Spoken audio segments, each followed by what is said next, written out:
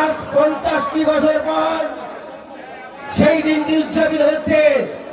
আজকের দিন 50 বছর আগে এই সিপাহী জনতা বিপ্লবের মাঝে আমাদের প্রিয় নেতা, যার হাত ধরে এই বাংলাদেশ জাতীয় দল সৃষ্টি হয়েছিল, সেই জিয়া রহমানের হাত ধরেই এই দলটি সৃষ্টি হয় 7ই নভেম্বর বিপ্লবের মধ্যে।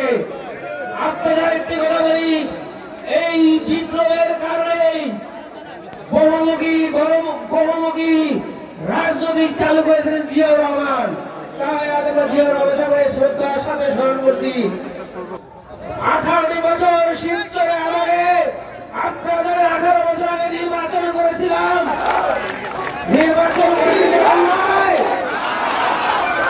সেই নির্বাচনের গায়ে লিটন চৌধুরী আমার উপরে অমানবিক নির্যাতন করেছে।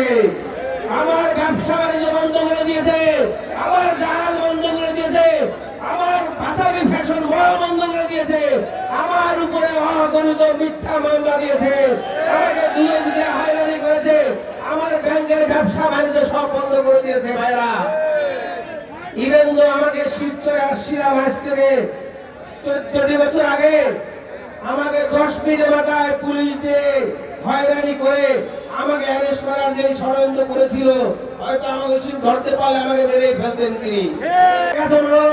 আল্লাহর কাছে দোয়া করেন, আল্লাহর রহমতে আমার নেতা আপনাদের দোয়া, আপনাদের চাওয়া, আপনাদের আশা সব শুনতেছে, সব দেখতেছে, সব দেখতেছে। ইনশাআল্লাহ আপনাদের তো আল্লাহ শুনতেছে, আমার নেতা শুনতেছে। আপনাদের নমিনেশন আপনাদেরকে দিবে ইনশাআল্লাহ।